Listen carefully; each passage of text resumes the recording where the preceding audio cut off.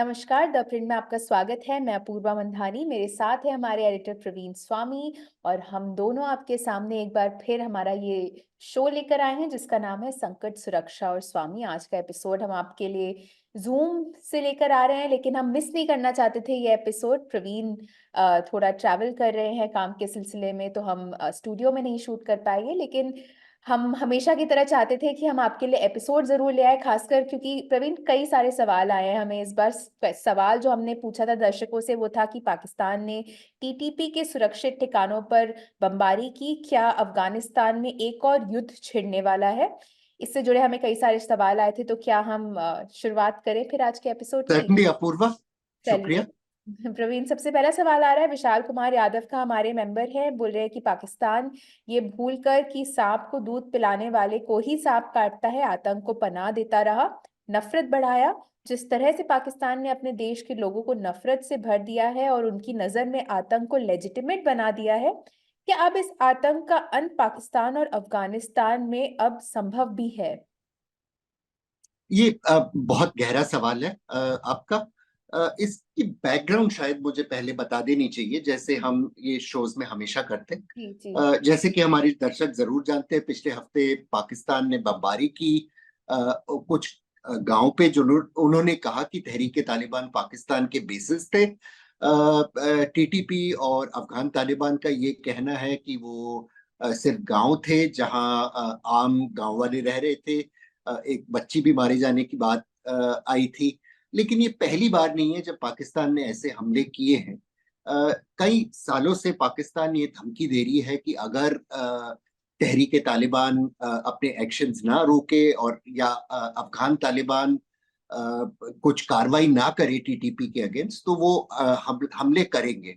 और इसमें आयरनी ये है कि बहुत सालों के लिए 9/11 के बाद पाकिस्तान लगातार बोलते गया कि वेस्टर्न एयर स्ट्राइक्स जो है वो बहुत गलत है। उन एयर स्ट्राइक्स के वजह अफगानिस्तान में रेडिकलाइजेशन आ रहा है और ये एयर स्ट्राइक्स बंद किए जाने चाहिए। और अब अपने आप पाकिस्तान एक तो एयर स्ट्राइक्स कर रहा है, और वो तब कर रहा है उस माहौल में जब कुछ ही वक्त पहले बहुत सेलिब्रेशन थी पाकिस्तान में कि तालिबान सरकार अफगानिस्तान में आ गई है। जी जो पाकिस्तान के समर्थक कहे जाते थे, और उस अफगान तालिबान के साथ मतलब ये हालत ये बन गई है, तो वाकई आश्चर्य की बात है। जहां सवाल की बात है, ये डेफिनेटली सच्चाई है कि टीटीपी को पनाह अफगान तालिबान ने, sorry excuse me, Pakistani Taliban या टीटीपी को बहुत साल के लिए पाकिस्तान ने पनाह दिया। और इसका जड़ ये है कि 9/11 के बाद जब यूनाइटेड स्टेट्स ने हमला किया था अफगानिस्तान पे, तो बहुत सारे पाकिस्तानी जिहादी भाग के पाकिस्तान वापस आए जिनके ताल्लुक बहुत गहरे थे पाकिस्तान की खुफिया एजेंसी और फौज के साथ। तो उनको रिसेटल किया गया पाकिस्तान और अफगानिस्तान के बॉर्डर एरियाज में, और धीरे धीरे वो अपने वहां गढ़ बनाते गए। और बहुत सालों के लिए पाकिस्तान आर्मी ने इस प्रॉब्लम के बारे में कुछ नहीं किया। फिर जब करने की कोशिश की और इनके हमले बढ़े टीटीपी के, तो पीस डील्स लगातार इन ग्रुप्स के साथ की। तीन चार बहुत बड़े पीस डील्स थे 2007 2008 के बाद। लेकिन वो पीस डील, कोई भी पीस डील कुछ दिन या कुछ हफ्तों के आगे नहीं टिका, जी। क्योंकि जो जिहादी थे वो समझ गए थे कि ये पीस डील इसलिए किए जा रहे हैं क्योंकि सरकार कमजोर है, वो जंग से बचना चाहती है। तो टीटीपी और बातों को आगे बढ़ाते रही। फाइनली 2008 में पाकिस्तान ने एक बहुत बड़ा ऑफेंसिव इन इलाकों में किया। वो ऑफेंसिव, उस ऑफेंसिव से कोई ज्यादा फायदा नहीं हुआ क्योंकि टीटीपी बस वापस जाके अफगानिस्तान में अपने बेसिस बना गई। और अब पाकिस्तान को बहुत उम्मीद थी कि तालिबान इसके बारे में कुछ करेगा, लेकिन वो कुछ नहीं कर रहे हैं। शायद क्योंकि वो डरते हैं कि ये जिहादी इस्लामिक स्टेट जैसे राइवल तंजीम के साथ जुड़ जाएंगे, या उनके पास अपने आप साधन नहीं है एक मिलिट्री, बहुत बड़ा ऐसी मिलिट्री ऑपरेशन चलाने के लिए। ये मिस्ट्री है। लेकिन डेफिनेटली हाँ, ये सांप और दूध वाली ही कहानी है। और पाकिस्तान को कई सालों से ये लोग सलाह दे रहे हैं कि कार्रवाई इस पे करो, नहीं तो एक दिन आके आप पे ही ये प्रॉब्लम फूटेगी। 2008 में ये हुआ था, लेकिन वो सलाह नहीं सुनी गई। और आज जो देश की आर्थिक हालत है और उसके जो पॉलिटिकल प्रॉब्लम्स है वो देखते हुए लगता भी नहीं है कि ये कोई जंग लड़ पाएंगे जिसका पूरा फायदा टीटीपी उठा रही है। अगला सवाल प्रवीण ललित का है। वो पूछ रहे हैं कि अफगानिस्तान ने कभी डूरंड रेखा को नहीं माना। उनका तर्क सही है कि वो तर्कहीन रेखा है, लाइन है, पर कोई पाकिस्तानी पश्तून अफगानिस्तान में क्यों जाना चाहेगा जहां गरीबी चरम पर है? और अगर चला भी गया तो उज़्बेक इत्यादि भी साथ लगते मुल्क में शामिल होने की बात नहीं करेंगे। तालिबान का अंतिम लक्ष्य क्या है? ये जो सवाल पूछ रहे हैं इसकी इसकी बहुत अहमियत है, क्योंकि पाकिस्तान के खैबर पख्तूनख्वा के पश्तून इलाकों में अ, इसी बात पे बहुत चर्चा है। अगर हम देखें तो इन दोनों रीजन्स की ट्रेजेक्ट्री, यानी पाकिस्तानी पश्तून लैंड्स की और अफगानिस्तान के पश्तून लैंड्स की, दो बिल्कुल अलग दिशा में जा रही है काफी सालों से। पाकिस्तान के पश्तून एरियाज में आजादी के मूवमेंट के टाइम से ही डेमोक्रेटिक मूवमेंट वहाँ बहुत मजबूत रहे हैं। खान अब्दुल गफ्फार खान साहब फ्रंटियर गांधी कहलाए जाते थे। उनने एक बहुत मोबिलाइजेशन किया।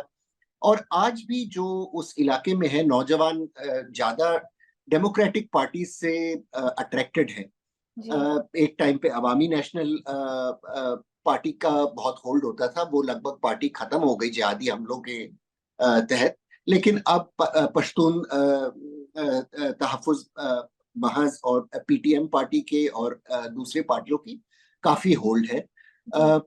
एक तरह से लिटरेसी भी बहुत बनी है। जो पढ़े लिखे पश्तून हैं सदर्न पश्तून एरियाज के, यानी पाकिस्तान के, वो अपनी बेटियों को स्कूल भेजते हैं, अपने लड़कों को आगे बढ़ाने की कोशिश करते हैं। लेकिन अफगान साइड पे बिल्कुल बैकवर्डनेस है।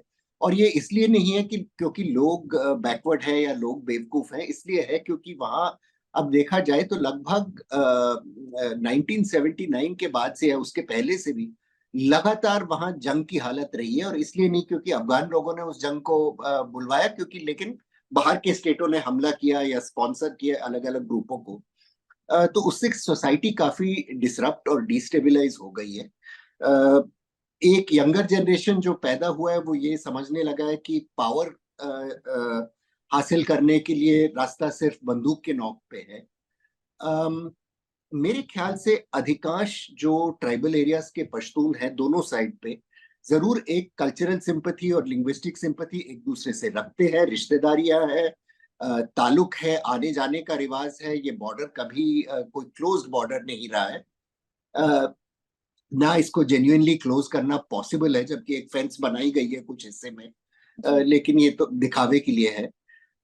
लेकिन पाकिस्तानी पश्तून डेफिनेटली ये नहीं चाहते कि वो जिहाद पसंद ग्रुप्स आ जाएं और जिहादी यहाँ कब्जा कर ले। इनफैक्ट पश्तून ग्रुप्स की शिकायत ये है कि पाकिस्तान फौज उनको उनके इलाके की दिफा करने के लिए जो कार्रवाई करनी चाहिए वो पाकिस्तान फौज नहीं कर रही है, और वो जिहादियों को सब कंट्रैक्ट कर रही है अपना काम। तो मेरे ख्याल से एक बहुत ही कॉम्प्लिकेटेड ये स्टोरी है जिसके सेंटर में पाकिस्तान फौज और उसके अलग अलग खेल हैं। ये पश्तून लोगों की चॉइस अनफॉर्चुनेटली सुनी नहीं गई है। ना जी। कोई डेमोक्रेटिक ताकतें हैं जो पश्तून अवाम की मर्जी पूछ रहे हैं। और शायद कोई पूछने के लिए होता तो वो जानते कि पश्तून तरक्की चाहते हैं, ना कि खून खराबा। जी। अगला सवाल सत्यम का है। बोले नमस्कार अपूर्वा मैम और स्वामी सर, मेरा सवाल ये है कि क्या हिंदुस्तान को खुश नहीं होना चाहिए कि पाकिस्तान और अफगानिस्तान आपस में लड़ रहे हैं, क्योंकि पाकिस्तान आज तक सिर्फ हम लोगों के बॉर्डर पे फोकस कर रहा था, लेकिन अब उसे अपने देश के दूसरे बॉर्डर पे भी फोकस करना होगा। क्या जी। मेरा ये अज्यूम करना सही नहीं है कि पाकिस्तान के फॉर्मर प्लेबॉय क्रिकेटर पीएम का जो ड्रामा था अफगानिस्तान से अमेरिका को जाने के बाद, वो सरासरी भारी पड़ गया उनके देश पर आज? और आपके हिसाब से आपको क्या लगता है कि अगर अफगानिस्तान को अपने आज के हालात पे छोड़ दे तो लॉन्ग टर्म में हमारे लिए कोई खतरा होगा? अगर खतरा है तो हमारे लिए कैसे है? बहुत इंटरेस्टिंग क्वेश्चन है आपका। ये मतलब बिल्कुल जायज है कि कोई अपने पुराने दुश्मन के दुख में खुशी ले, ना कोई हैरानगी की बात है इसमें। लेकिन मेरे ख्याल से कुछ इसमें हमें थोड़े गहरे सवाल पूछने चाहिए। हम्म। पहली बात ये बतानी चाहिए कि कुछ वक्त से भारत और तालिबान के रिश्ते लगातार बेहतर हो रहे हैं। और इसका एक सिंपल प्रैक्टिकल रीजन है, वो ये है कि जैसे पाकिस्तान और तालिबान के रिश्ते बिगड़ते हैं, तालिबान हमारी तरफ देखने लगा है कि हम कुछ समर्थन उनको दे, सपोर्ट दे। ईरान के थ्रू ट्रांजिट की बात जो हम पिछले अफगान डेमोक्रेटिक सरकार से बात कर रहे थे, अब उसी की बात दोबारा तालिबान से हल्की हल्की बात चलने लगी है। तो मुझे नहीं लगता ये मसले तब तक खत्म होंगे जब तक अफगानिस्तान को इंटरनेशनल डिप्लोमेटिक रिकॉग्निशन ना मिले। ईरान के साथ बिजनेस करने की भी बहुत सारी अभी सैंक्शंस के वजह प्रॉब्लम है, लेकिन डेफिनेटली एक नरमी हमारे रिश्तों में आई है। अब बात ये उठती है कि नंबर एक, अ, क्या अफगान तालिबान जो पॉलिसीज, जो नीतियां अपना रहा है, उनसे रीजन में स्थिरता आएगी कि नहीं। अ, फिलहाल मुझे नहीं लगता कि ऐसे कुछ होगा। एक तो मुझे लगता है कि जो जेंडर अपार्थाइड अफगानिस्तान में बना है, और जो बहुत वहाँ ब्रूटल शारिया पनिशमेंट्स का चाल चला है, अ, इनके वजह कभी Afghanistan normal comity of Nations में आ नहीं पाएगा। और जब तक अफगानिस्तान में बड़े पैमाने पे फॉरेन एड आने लगेगा और सपोर्ट आने लगेगा, तो वो एक स्टेबल पॉलिटी नहीं बनेगी। और जब तक अनस्टेबल रहेगा, तब तक नेचुरली आगे और जंग फसाद की पॉसिबिलिटी रहेगी लगातार। तो ये हमारे लिए अच्छी बात नहीं है कि बिल्कुल हार्ट ऑफ एशिया में ये तमाशे चलते रहे। हम्म। दूसरी बात ये है कि अफगानिस्तान और इंडिया के जबकि नक्शे पे बॉर्डर है, क्योंकि हमारे Jammu and Kashmir state on the map बिल्कुल अफगानिस्तान के बॉर्डर तक पहुंचता है। प्रैक्टिकल ये बात है कि जो हिस्से हमारे जुड़ते हैं अफगानिस्तान से, वो एक्चुअली पाकिस्तान ऑक्यूपाइड कश्मीर में है। हमारा बॉर्डर पाकिस्तान के साथ है, और हमें ये मेरे ख्याल से एक कंसर्न होना चाहिए कि लगातार पाकिस्तान और अफगानिस्तान के बीच में जंग बढ़े, जिहाद पसंद ताकतें और मजबूत हो, तो हमारे बॉर्डर के लिए उसके क्या इम्प्लीकेशंस रहेंगे। पिछले कुछ सालों से अंतर्राष्ट्रीय दबाव के वजह और अपनी अंदरूनी मजबूरियों के वजह पाकिस्तान जो दहशतगर्दी को समर्थन देता था, वो लगभग खत्म हो गया है। हिंदुस्तान में बड़े टेरर अटैक्स कोई नहीं हुए हैं। कश्मीर में ही जो वायलेंस बहुत हाई लेवल पे रहता था, काफी कम हो गया है। लेकिन आगे किसी परिस्थिति में जहां पाकिस्तान फौज ये दबाव ना लगा पाए जिहादी तंजीमों पे, या पाकिस्तान में सेंट्रल अथॉरिटी काफी हद तक खत्म हो जाए, शायद कोई अथॉरिटी वहां नहीं रहेगी जो कंट्रोल कर पाए।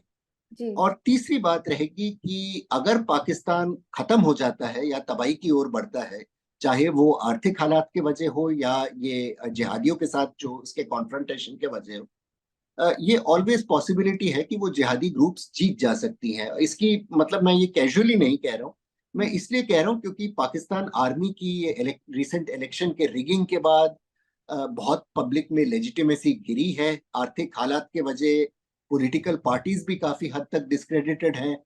अ, तो जब पॉलिटिकल सिस्टम का कोई लेजिटिमेसी आवाम के नजरों में नहीं रहता है, ऑलवेज कोई रेवोल्यूशन या उलट पलट या जंग की पॉसिबिलिटी, अंदरूनी सिविल जंग की पॉसिबिलिटी रहती है।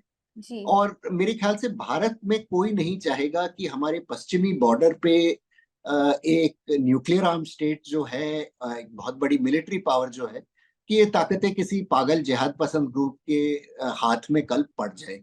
यस, ये सारी पॉसिबिलिटीज बहुत रिमोट हैं। ये मार्जिनल लाइक्लीहुड है इन सब के होने का। लेकिन मेरे ख्याल से जब हम खुश होते हैं कि पाकिस्तान बहुत मुश्किलों में है, हमें याद रखना चाहिए कि हमारी भी प्रॉस्पेरिटी तब बढ़ सकती है जब हमारी नेबरहुड स्टेबल है। चाहे रिश्ते अच्छे ना हो, स्टेबल जरूर रहने चाहिए। और अब काफी डर बढ़ रहा है कि ये स्टेबिलिटी जो हम भी चाहते हैं और दुनिया भी चाहती है, वो शायद हासिल ना हो पाए। जी जी। अगले दो सवाल जो है हमारे रेगुलर दर्शकों के हैं, संकल्प और आदित्य के। संकल्प जो कि हमारे मेंबर हैं, पूछ रहे हैं कि पाकिस्तान में सभी अलगाववादी आंदोलनों में सबसे ज्यादा हैरान करने वाला पश्तून आंदोलन है। आमतौर पर कहें तो पाक पश्तून उग्र राष्ट्रवादी या फियर्स नेशनलिस्ट हैं, लेकिन राज्य के साथ उनका हमेशा अनईजी रिश्ता रहा है। टीटीपी विद्रोह का अंतिम लक्ष्य क्या है, और पाक सेना इस रणनीति और इस्लामिस्ट डेप्थ के आर्किटेक्ट्स होने के बावजूद पाक आर्मी अपने क्षेत्रों को अधिक स्वायत्तता या ऑटोनॉमी देने के लिए तैयार क्यों नहीं है? इसके अलावा ये पहली बार है कि सेना कई सारी चीजों से घिरी हुई दिख रही है। अफगानिस्तान को निगलने की चाहत अब शिकारी से खुद शिकार बनती जा रही है। अमेरिकी बार बार की बेवफाई से तंग आ चुके हैं, जबकि आयन ब्रदर चीन को केवल अपने पैसों की चिंता है। यहाँ तक कि बैकडोर ब्रिटेन के नेतृत्व वाले प्रयास भी सफल नहीं हो सके हैं। क्या सर्वशक्तिमान सेना 1971 के बाद सबसे बड़ी चुनौती का सामना कर रही है? बिल्कुल बिल्कुल संकल्प, सबसे बड़ी चुनौती तो ये है। मैं ये कहना चाहता हूँ उसके पहले कि ये जो हमारे दिमाग में कई बार पश्तून आबादियों की ये फियर्स ट्राइब्समैन और ये फियर्सली इंडिपेंडेंट और फनेटिकल, ये सारे जो हैं काफी स्टेरियोटाइप्स हैं जो अंग्रेजों के जमाने में बढ़ा चढ़ा के बनाए गए थे। अच्छा। विंस्टन चर्चिल की किताबें जो पढ़े वो रिपोर्टर के रूप में 1917 1919 में शायद गए थे यही खैबर पख्तूनख्वा इलाके में, या जो आज जो खैबर पख्तूनख्वा कहलाता है। और ब्रिटिश लगातार ट्राइब्स पीपल से वहां जंग लड़ रहे थे, और वो ओपनली कहते हैं कि गांव गांव में जाके उनने लोगों के कत्ल किए और गांव उड़ा दिए, उनके इरिगेशन के नहर उड़ाए, बहुत अत्याचार किए। लेकिन ब्रिटिश ये भी समझते थे कि ये ट्राइब्स पीपल ब्रिटिश एम्पायर को प्रोटेक्ट करेंगे, नंबर एक रशियन इन्वेजन के अगेंस्ट, और नंबर दो, और उस वक्त तक बड़ी बात बन गई थी कि बाकी भारत में नेशनल मूवमेंट पैदा हो गया था, नेशनल पॉलिटिकल मूवमेंट पैदा हो गया था। और चर्चिल जैसे जो राइट विंग ताकतें थी ब्रिटिश साम्राज्य में, उनको लगा कि ये चलाक हिंदू जो डेमोक्रेटिक मूवमेंट कर रहे हैं उनसे बेहतर है मैनली और लड़ाकू पश्तून। जी। हकीकत ये थी कि पश्तून सोसाइटी हर सोसाइटी जैसे उसमें कई सारे अलग अलग टेंडेंसीज थी, और वो आज की तारीख भी है। पश्तूनों में एक बहुत बड़ी पढ़े लिखे युवकों की ग्रुपिंग है जो चाहती है कि खैबर पख्तूनख्वा खास तौर से आगे बढ़े और तरक्की करे। जो पश्तून अफगानिस्तान के शहरों में बसते हैं उनको भी उनकी भी उम्मीदें काफी अलग हैं। सबसे बैकवर्ड इन इलाकों में कांधार और उसके जुड़े हुए सदर्न अफगानिस्तान के एरियाज हैं, जहां गुर्बत के वजह और आर्थिक नाकामयाबी के वजह अभी भी लोग काफी बैकवर्ड और कटे हुए हैं। उनको लगता है कि बाहर की दुनिया एक खतरनाक और बुरी चीज है। और अगर देखा जाए तो उनकी बात में भी दम है, क्योंकि बाहर की दुनिया सिर्फ सिवाय बम और कलाशनिकोव के सिवाय सदर्न अफगानिस्तान को कुछ दी नहीं है, मतलब 100 साल से ज्यादा के लिए। हम्म। तो इन ट्राइबल कम्युनिटीज की भी रिजेंटमेंट और फियर और एंटी वेस्टर्न थिंकिंग अपनी जगह सही है। लेकिन पश्तून सोसाइटी जो पाकिस्तान में है उसमें दो ग्रुपिंग्स हैं। एक तो आप देखोगे कि पढ़ा लिखा तबका जनरली पीटीएम जैसे ग्रुप से जुड़ने लगा है, और इनफैक्ट वहां डेमोक्रेटिक मूवमेंट एक तरह से पाकिस्तान फौज को ज्यादा मुसीबत दे रही है जिहादियों से, क्योंकि वो चैलेंज कर रही है आर्मी की लेजिटिमेसी और पावर को। और जिहादी तंजीमें हैं जो ऑफ्टन गरीब घरों से जुड़े हुए हैं, डेफिनेटली पाकिस्तान के जो ट्राइबल सोसाइटी की एलिट है उससे दूर रहे हैं, और एक तरह से कॉन्फ्लिक्ट एंटरप्रेन्योर कहे जा सकते हैं। वो ऐसे लड़के हैं जो बंदूक की नोक से ट्रक वालों से या बिजनेस वालों से पैसे इकट्ठे करते हैं, फिर धीरे धीरे उनके पॉलिटिकल एम्बिशंस भी आ गए हैं। तो ये जो शारिया या एमिरेत की बात करते हैं, मोटी मोटी उसकी सच्चाई ये है कि वो चाहते हैं कि अपने अपने छोटे एम्पायर, छोटे छोटे साम्राज्य, एक बहुत बढ़िया फ्रेज है प्रोफेसर एंटोनियो गिउस्टोजी का। वो कहते हैं एम्पायर्स ऑफ मड, कि चाहे छोटे से किले हों अपने मिट्टी के बने हुए, लेकिन वो अपनी एम्पायर उसको बनाना चाहते हैं और रेवेन्यूज उसके हासिल करने चाहते हैं। अब पाकिस्तान फौज ने लगातार समझा है कि यही जिहादी एंटरप्रेन्योर को थोड़ा प्रॉप अप करे, थोड़े पैसे दे दे, थोड़ा थोड़ा थोड़ा असला दे दे, तो वो नेशनलिस्ट से बेहतर है, और जो जेन्युइन पश्तून नेशनलिस्ट से बेहतर है, और उनसे अलायंस बनाने की कोशिश की है, लेकिन वो पॉलिसीज अब स्पेक्टेकुलरली बैकफायर हो गई हैं। और हकीकत ये है कि पाकिस्तान फौज के पास ना पैसे हैं, ना आइडियोलॉजिकल लेजिटिमेसी है एक लंबी जंग लड़ने के लिए। तो ये जिहादी थ्रेट वाकई आर्मी के लिए एक एग्जिस्टेंशियल क्राइसिस है, और पाकिस्तान के पॉलिटिकल क्लास के लिए भी। बिल्कुल, अगला सवाल आदित्य का है। बोले आपके हिसाब से इस समय पाकिस्तान के लिए सबसे बड़ी समस्या क्या है? राजनीतिक अस्थिरता, फाइनेंशियल क्राइसिस या तालिबान? और इतनी सारी समस्याओं के साथ आपको क्यों लगता है कि सेना ने सैन्य तख्तापलट करने से खुद को रोक लिया है, इस बात को ध्यान में रखते हुए कि न तो शहबाज शरीफ और न ही इमरान खान सरकार इन समस्याओं को हल करने में सक्षम है? मेरे को तो लगता है कि पाकिस्तान की आर्थिक स्थिति ही सबसे बड़ी उसकी समस्या है। हम्म। हमेशा पहले, चाहे बांग्लादेश जंग के बाद भी या बांग्लादेश को खोने के बाद भी, पाकिस्तान की एलिट और मिलिट्री अपने आप को खड्डे से निकाल पाई, इसलिए क्योंकि पाकिस्तान की आर्थिक हालात भारत से कहीं ज्यादा बेहतर होती थी। और जब जेब में पैसे होते हैं तो बहुत चीजें सरकारें कर पाती हैं, जो अब पाकिस्तान की सरकार नहीं कर पाएगी। हम्म। अगले कई सालों के लिए पाकिस्तान के लीडर्स को ये ऑस्टेरिटी और टैक्स हाइक्स ही अपने अवाम के लिए तोहफे होंगे, और कुछ वो दे नहीं पाएंगे, जिससे उनको बहुत बिटरनेस और बैकलैश फेस करना होगा। अम, इस हालत में एक रेजीम के ऊपर एक आइडियोलॉजिकल हमला भी आना, जो जिहादी मूवमेंट का इस वक्त आ रहा है, वो बहुत मुश्किल रहेगा, क्योंकि बहुत लोगों के दिमाग में बात धीरे धीरे बैठने लगेगी कि शायद जिहादी इन करप्ट लीडर्स और करप्ट जनरल से बेहतर है। अब मेरे ख्याल से वो थिंकिंग गलत है और गलत स्थापित होगी, लोगों के लिए ही बहुत दुख लाएगी, लेकिन उनका ये सोचना तो हम समझ सकते हैं। दुनिया के और कई हिस्सों में हम देख सकते हैं जहां करप्ट, लेकिन करप्ट और टिरानिकल लीडर्स थे, जैसे कि सीरिया में, कि जब एक दिन बांध फूटा, तो उससे जिहादियों का ही फायदा हुआ। और पाकिस्तान का बांध इस वक्त फूटा तो नहीं है, लेकिन जरूर उसमें कुछ दरार आए हैं, जो मेरे ख्याल से हमारे लिए भी बहुत फिक्र की वजह है, होनी चाहिए। चलिए, इसी के साथ हमारा आज का एपिसोड यहीं खत्म होता है। आप सभी से धन्यवाद कहना चाहूंगी कि आप हमें समय निकाल के अपने सवाल भेजते हैं और हमारा शो देखते हैं। उसके लिए आप सभी का बहुत बहुत धन्यवाद, और हमसे जुड़ने के लिए आप सभी का बहुत बहुत धन्यवाद।